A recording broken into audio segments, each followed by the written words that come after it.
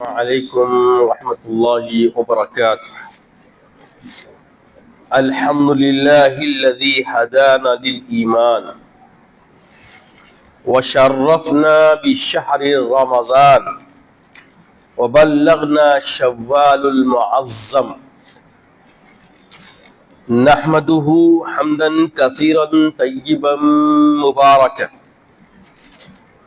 ونشهد أن لا إله إلا الله وحده لا شريك له، ونشهد أن محمدا عبده ورسوله.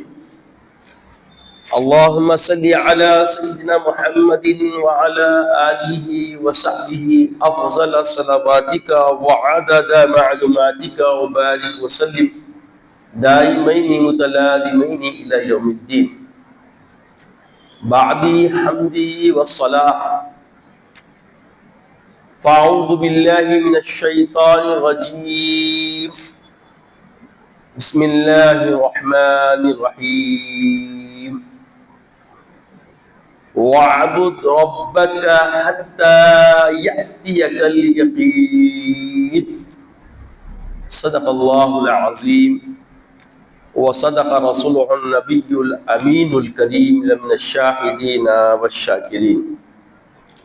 تمام تعریف اللہ تعالیٰ کے لیے جس نے ہمیں ایمان کی ہدایت عطا فرمائی اور یہ شرف بخشا کہ ہم رمضان کو مکمل طور پر گزارتے ہوئے ہم کو شوال المعظم تک اللہ رب العزت نے پہنچایا۔ میں کثرت سے اس مالک وحدہ لا شریک کی حمد بیان کرتا ہوں، ایسی حمد کثیرہ جو مبارک اور طیبہ ہے، اور میں گواہی دیتا ہوں کہ نہیں ہے کوئی معبود برحق لائق عبادت سوائے اللہ جل مجدہ کے، اور میں یہ بھی گواہی دیتا ہوں کہ محمد عربی صلی اللہ تعالی علیہ وآلہ وسلم اللہ کے بندے اور اس کے خاص رسول ہے۔ صلاۃ و سلام نازل ہو ہمارے آقا نامدار حضور تاجدار محمد عربی صلی اللہ علیہ وسلم پر، آپ کی آل پر، آپ کے اصحاب پر۔ اے اللہ کے بندو، گناہوں، اپنے نفسانی گناہوں سے بچتے ہوئے اللہ رب العزت کا تقوی اختیار کرے۔ تقوی کیا ہے؟ مومن کی ذات راہ ہے جو دنیا سے کما کر آخرت کی طرف جانا ہے۔ عزیزوں اور بزرگوں، بے شک شہر شوال کا مہینہ جو ہم پر سائے فگن ہوا ہے، یہ صرف خوشی و شادمانی کا نہیں۔ یکم شوال کو عید الفطر منائی جاتی ہے، تو اس کا مطلب یہ نہیں کہ یہ ماہ صرف خوشی و شادمانی کا ہے، بلکہ یہ مہینہ استقامت عمل اور اطاعت خداوندی کا مہینہ ہے۔ کہاں ہیں وہ لوگ جو 5 وقتہ نماز کی مواظبت کے ساتھ دوسری نماز کے انتظار میں فکر مند ہوا کرتے تھے؟ کہاں ہیں وہ لوگ جو قیام اللیل کرتے تھے اور اللہ رب العزت کی بارگاہ میں گریہ گزاری کیا کرتے تھے؟ بے شک رمضان فضیلتوں، عظمتوں، رفعتوں کے اعتبار سے سید عالم صلی اللہ علیہ وسلم نے فرمایا کہ یہ سید الشہور ہے، سارے مہینوں کا سردار ہے، مگر رمضان کا مالک بھی الہ العالمین ہے، اور مزید 11 مہینوں کا مالک بھی الہ العالمین ہے۔ تو تمام مہینوں میں اس مالک وحدہ لا شریک کی اطاعت و فرما برداری قائم دائم رکھنا ہی عین بندگی ہے۔ یقیناً رمضان میں اجر بڑھ گیا، جستجو رب نے بڑھا دی۔ رمضان میں برکتیں رحمتوں کا عطو ہو رہا تھا، مانوسیت بندگی ہر ذی فہم و فکر میں اجاگر ہو گئی تھی۔ مگر اب یہ جو رمضان نے ہمیں رب الہ العالمین سے جڑنے کی جو چاشنی عطا کی ہے، اس لذت کے ساتھ قائم دائم رہنا ہی تقاضے بندگی ہے۔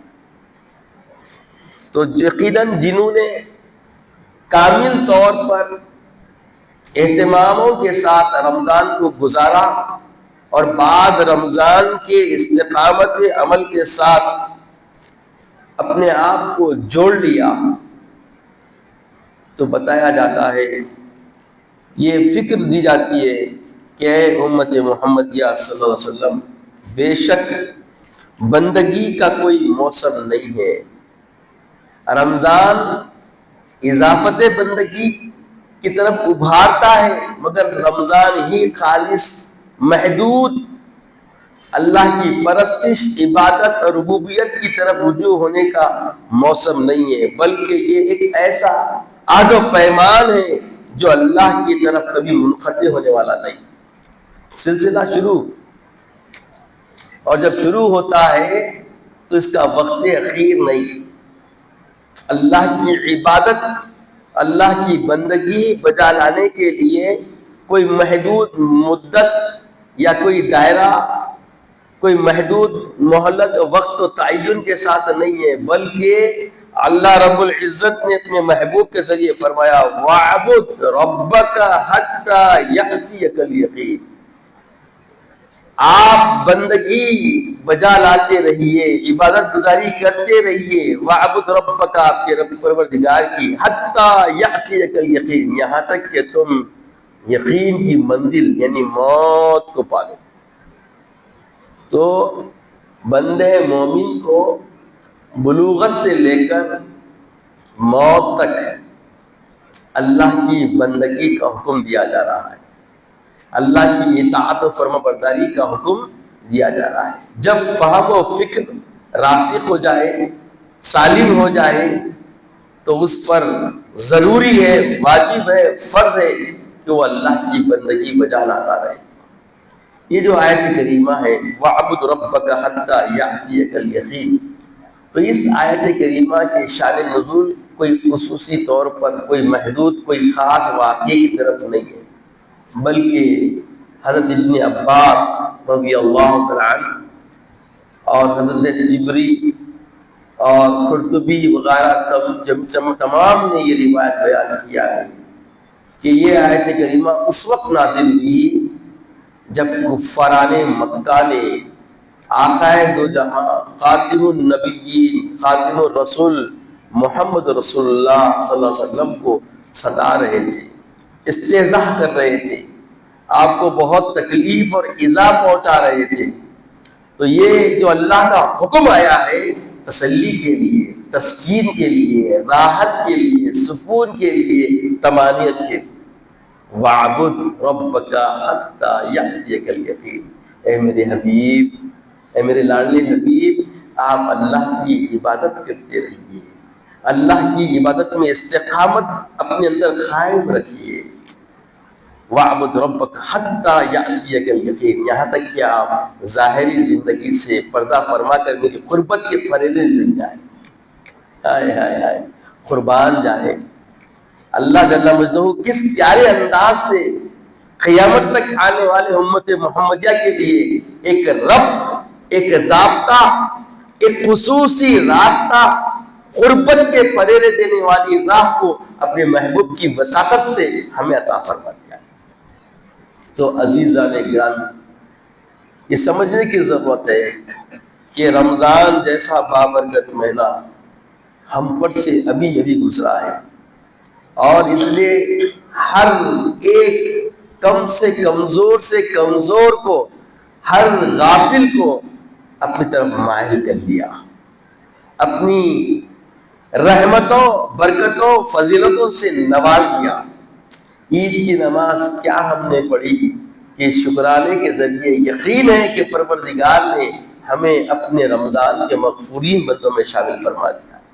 تو اتنی بہتر طریقے سے اللہ کی عطاؤں کے، اللہ کی عنایتوں کے بعد بندے مومن کو شکر جو ہم بجا لائے، اس شکر میں دائم قائم رہنے کی چند ضرورت ہے۔ تو یہ جو وقوع پذیر ہوتا ہے شکر کا، استقامت کا عمل، یہ ہمارے معاملات سے جیسے رمضان میں ہم کیا کرتے تھے، یہ ہمارے حسن اخلاق سے جیسے رمضان میں ہم بالکل حشاش و بشاش طریقے سے کیا کرتے تھے، یہ استقامت کے ساتھ گزرنے والے حالات کے ساتھ قائم دائم رہنے کا نام کیا ہے؟ مقبولیت ہے۔ تو عزیز اور بزرگوں، میرے آقا سید عالم صلی اللہ علیہ وسلم فرماتے ہیں من صام رمضان ثم اتبعه ستا من شوال کان کصیام الدہر۔ گویا جو رمضان کے روزے رکھا، اس کے بعد اسی کے ساتھ 6 شوال کے روزے رکھا، متوالیاً او غیر متوالیاً، کبھی لفظ آیا ہے جس میں کنٹینیو ڈسکنٹینیو، لگاتار یا چھوڑ پکڑ کے ساتھ، جس نے شوال کے 6 روزے رکھے کأنما صیام الدہر، گویا اس نے پورے زمانے کا روزہ رکھا، سال بھر روزہ رکھنے کا ثواب یہ 6 روزوں میں مضمر کر دیا گیا۔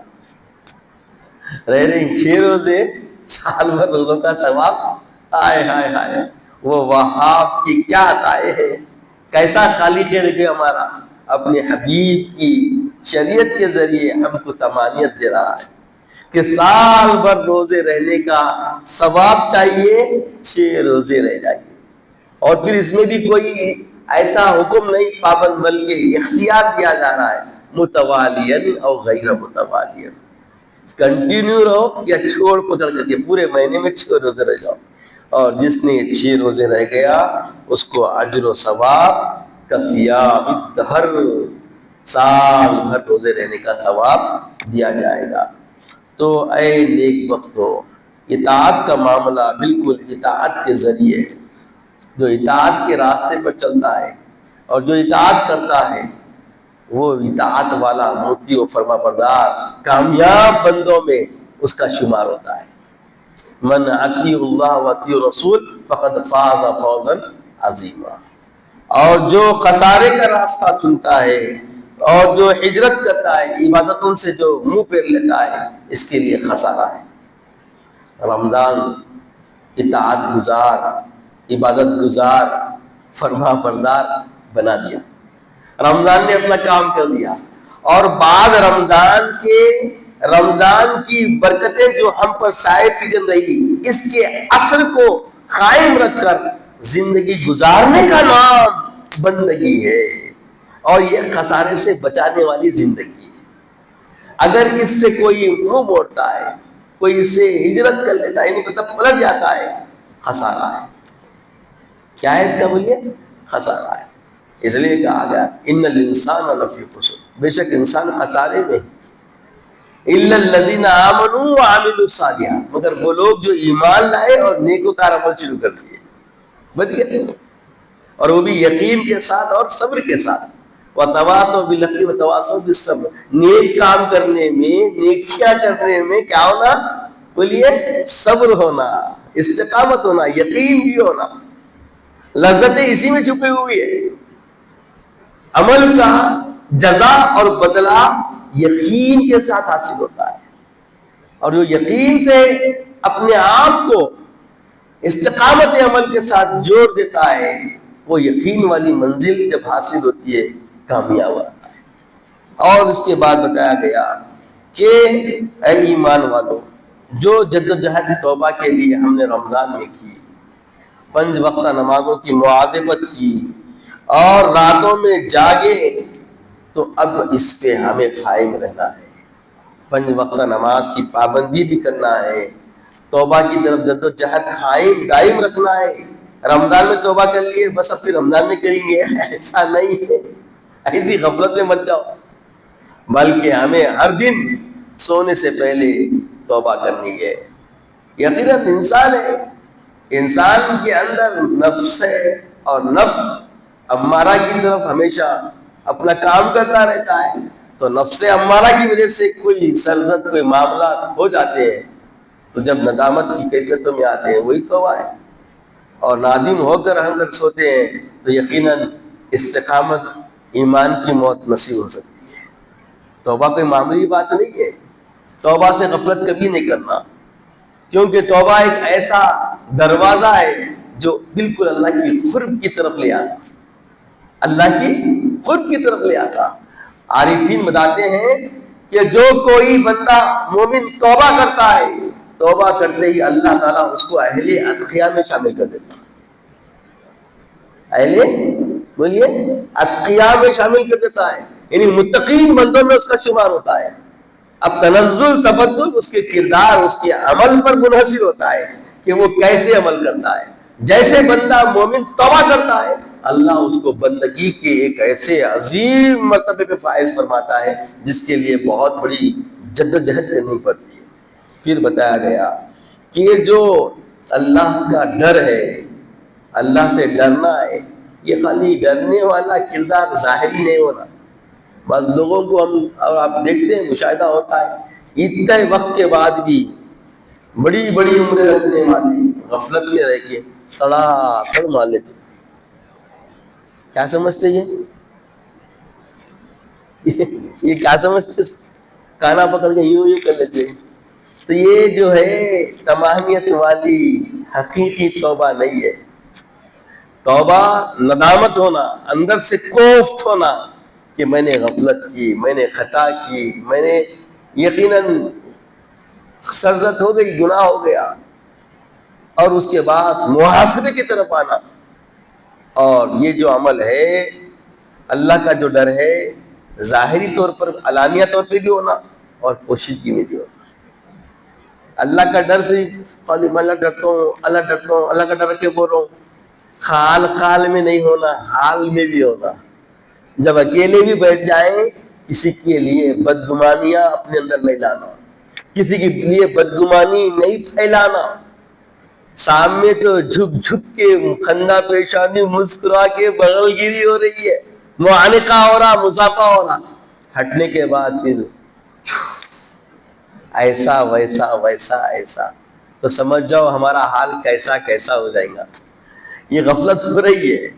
ایسا یہ معاشرہ عام ہو گیا کہ تیرے منہ تو، ہٹنے کے بعد تو آپ تھو.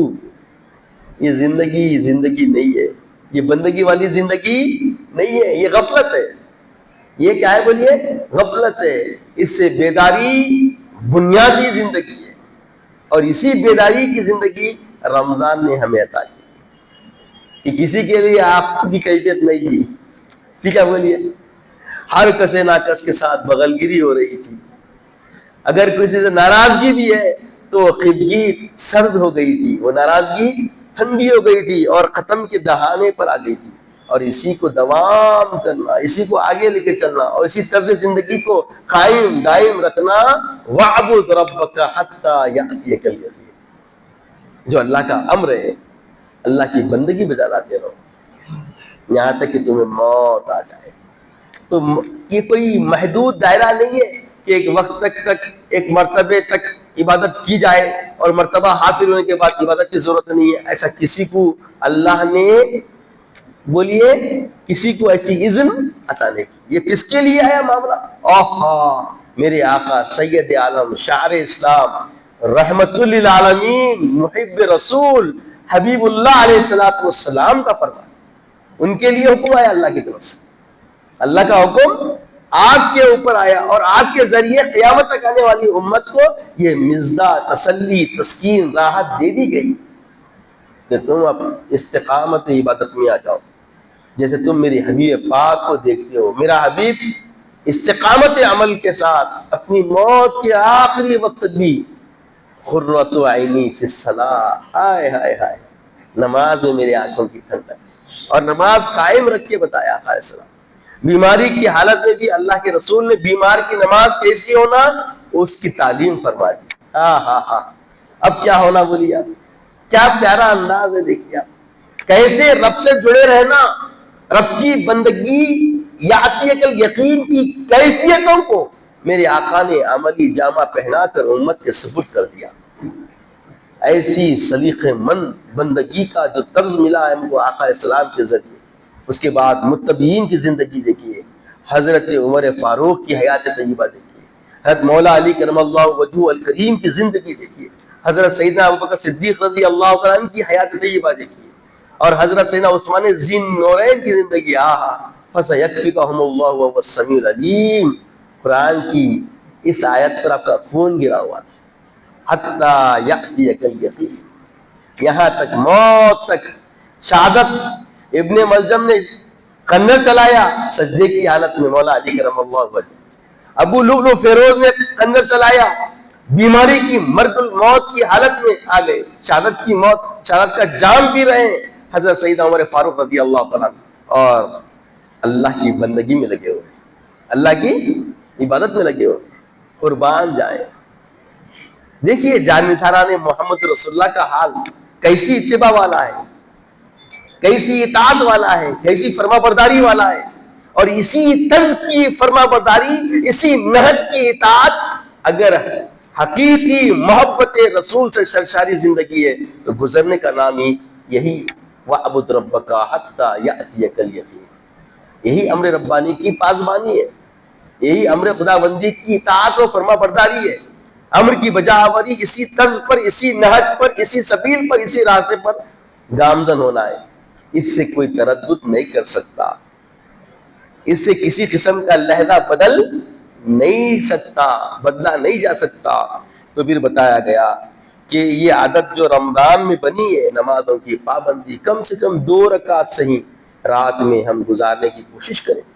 یقیناً کثافت آنا فطرتاً انسان میں ہے، مگر اس کثافت کو لطافت میں بدلنا، یہ جد و جہد بھی انسان کے اندر اللہ نے رکھی ہے۔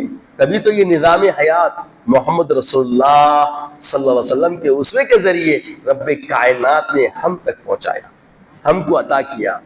ایسی عنایتیں ملنے کے بعد بھی اگر ہم روش حیات کو اس کی رضا کی طرح، اس کی رضا کے راستے پر نہیں لے جائیں گے اور نہیں کریں گے تو بتائیے کہ پھر ہمارا کیا ہوگا۔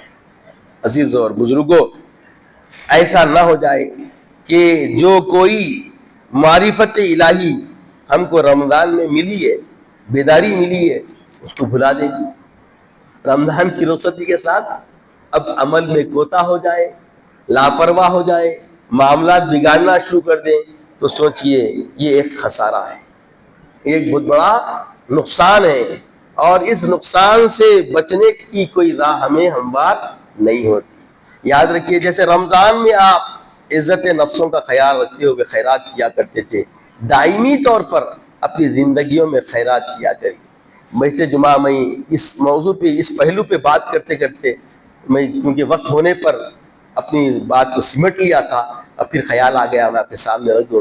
حضرت عبدالحق محدث دہلوی علیہ رحمہ، ہم دکنیوں کے لیے، ہم حیدرآباد اور ہندوستان کے رہنے والوں کے لیے بہت بڑی ایک ایسی عارفانہ بندگی کا سلیقہ رکھنے والے عالم جلیل ہیں کہ آپ کے جیسا صوفی اور آپ کے جیسا محب رسول، آپ کے جیسا فرما بردار عباد اللہ میں شاہد کوئی ہو۔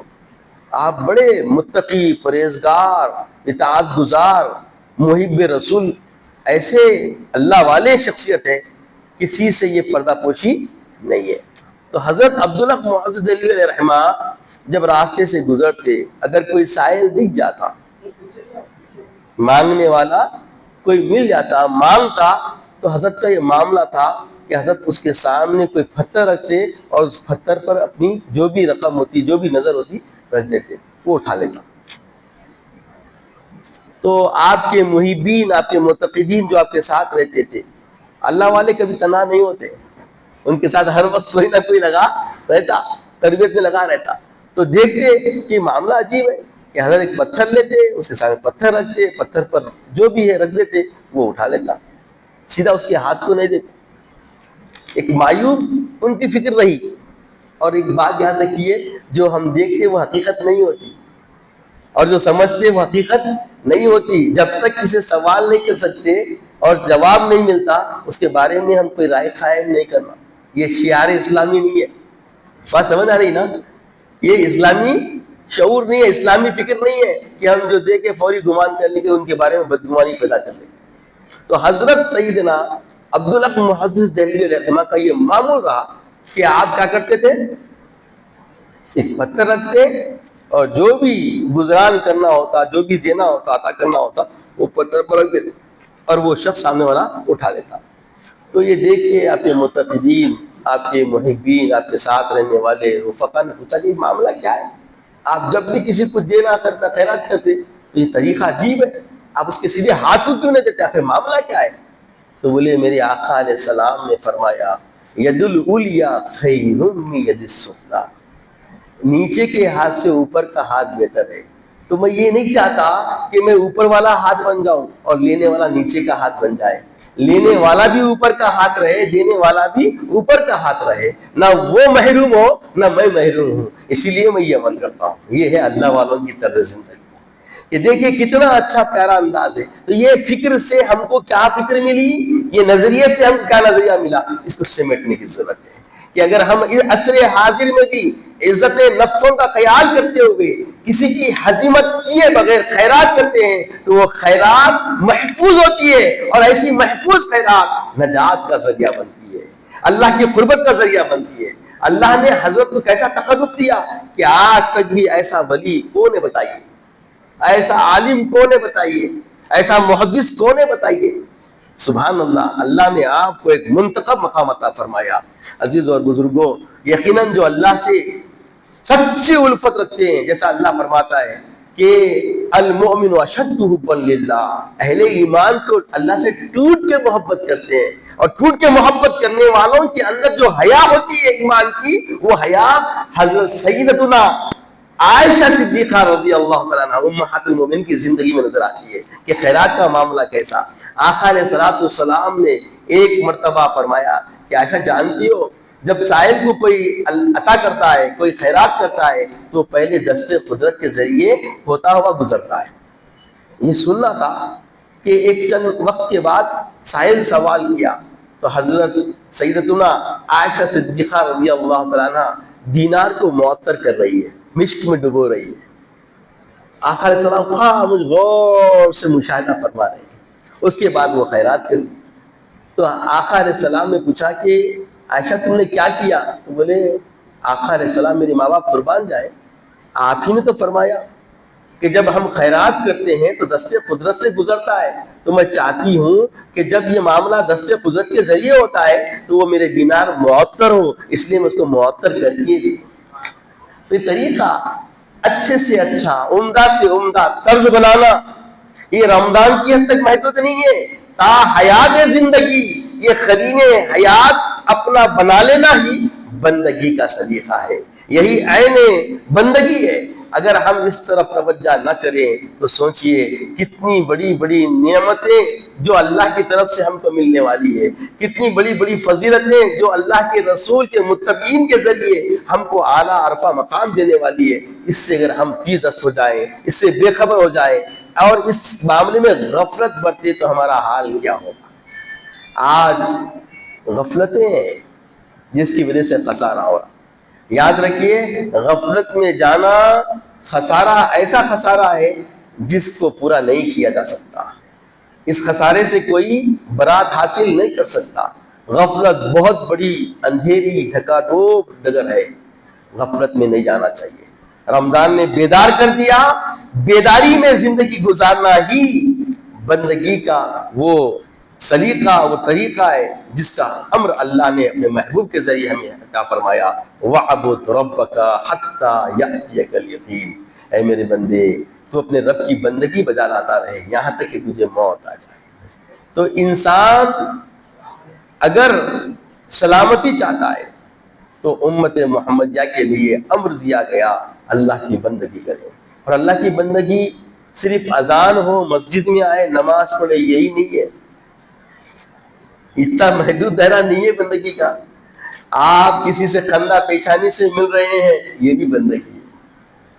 آپ کسی کے لیے حسن زن پیدا کر رہے ہیں، اپنے اندر حسن زن لا رہے ہیں، یہ بھی بندگی ہے۔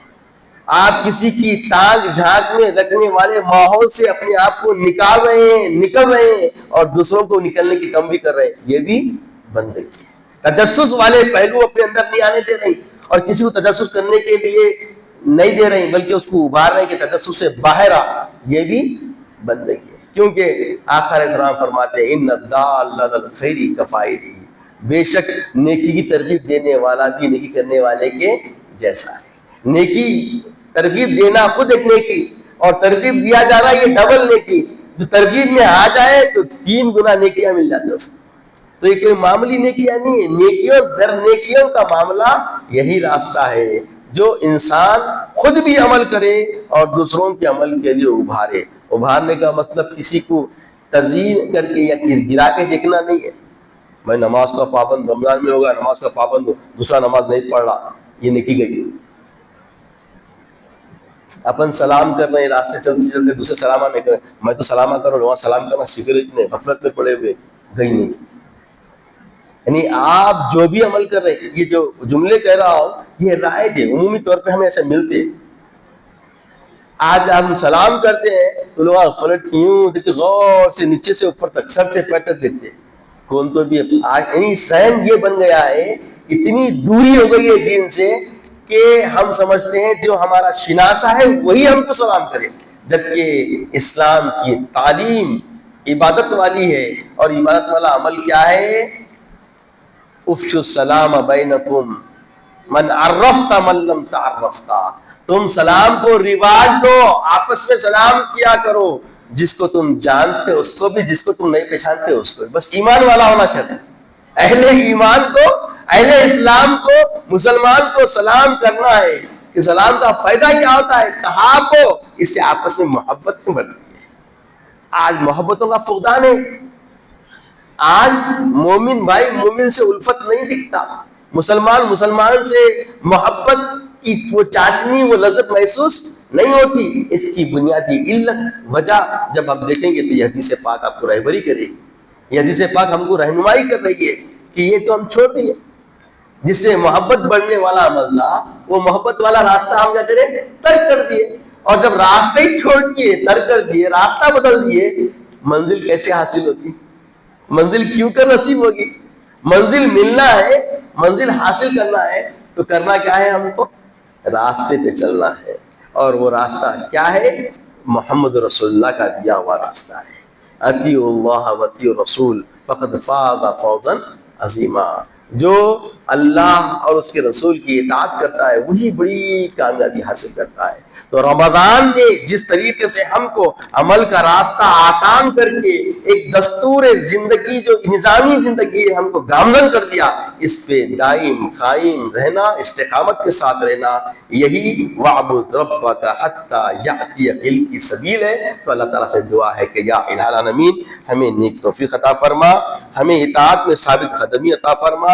اے اللہ ہم کو اپنے مقبولین بندوں میں شامل فرما دے، ہم کو غافلین میں نہ شامل فرما، غفلت والی زندگی سے ہمیں بیداری عطا فرما، عمل خیر عطا فرما، حسن خاتمہ عطا فرما، عزت کی ایمان کی زندگی عطا فرما، عزت کی اسلام کی ایمان کی زندگی عطا فرما، خاتمہ بالخیر فرما، وقت رضا کریم طیبہ عطا فرما، تیرے سے ملاقات کے وقت محرومی نہ ہو ایسے قرین حیات عطا فرما، وقت رضا کریم طیبہ عطا فرما، اپنے حبیب پاک صلی اللہ علیہ وسلم کا دیدار عطا فرما۔ سبحان اللہ و بحمدہ، سبحان اللہ العظیم، والحمد للہ رب العالمین۔